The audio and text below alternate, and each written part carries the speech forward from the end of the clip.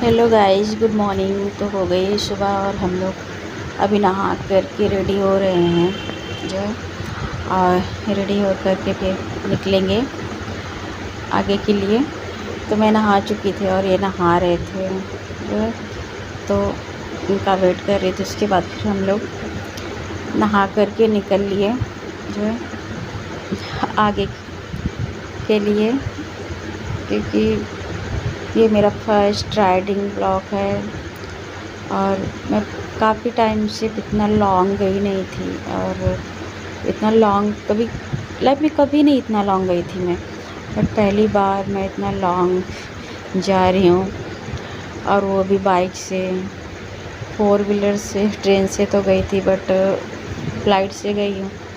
But two wheeler से कभी नहीं गई थी लाइफ में अपनी। तो यहाँ पे टूल्स जगह जगह पे टूल्स रहते हैं, जगह जगह पे।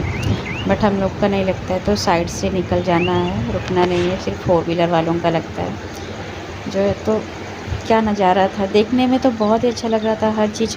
लेकिन जैसे जैसे मतलब टाइम ज़्यादा बीतता जा रहा था, वैसे वैसे मैं हर्ट होती जा रही थी एकदम से। मतलब मेरी कंडीशन ख़राब होती जा रही थी। मैं इतना लंबा रूट कभी गई नहीं हूँ जो है, तो इसलिए मुझे थोड़ा डर भी लग रहा था। और कुछ जगह ऐसी थी जहाँ भी अच्छा भी लग रहा था। मतलब लेकिन जब नाइट होता था ना, तो शाम को तो बहुत ज़्यादा मतलब एक उलझन सी होने लगती थी, और पूरी शरीर जवाब दे देती थी कि मुझे अब बस अब आगे और नहीं चल सकते। ऐसा करते करते मैं काफ़ी टाइम तक हम लोग चलते रहे। 3 दिन का सफ़र था हम लोग का। तो तीसरे दिन हम लोग पहुँचे थे जो। बट ऐसे ही चलना, फिर रात को रुकना, फिर चलना, ऐसे ही लगा था। तो ये भी मुंबई में ही है हम लोग। ये शायद नागपुर है।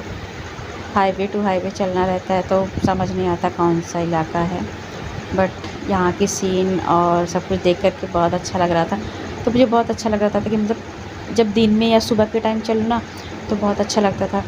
ऐसा होता था कि हाँ अच्छा लग रहा है। बट जब दोपहर होती थी ना, तो फिर पूछो मत। धूप इतनी तेज़ कि जैसे लगता था कि वो जला रही है धूप फेस को एकदम से। हाईवे भी सिर्फ ट्रक ही दिखती है, बाकी ज़्यादा कुछ नहीं दिखता है। ये बगल में ऊंची ऊंची पहाड़ियाँ दिख रही थी, मुझे बहुत अच्छा लग रहा था देखने में। तो मैंने इसे शूट किया। काफ़ी वीडियो मैंने शूट नहीं किया, क्योंकि मैं परेशान हो जाती थी, इसलिए मैंने ज़्यादा शूट ही नहीं किया। बस कहीं कहीं जब मैं अच्छे मूड में होती थी तो मैं शूट कर लेती थी, नहीं तो नहीं शूट करती थी।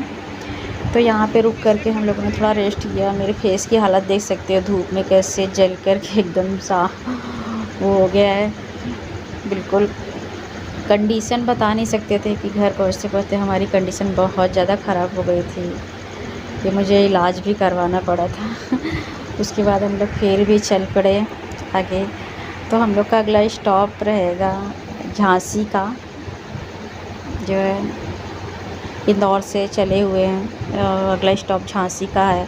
और जैसे जैसे हम लोग को कहीं रुकना होता था ना, तो लगता था कि वो रूट कितना लंबा हो गया है, कि जल्दी आ ही नहीं रहा है।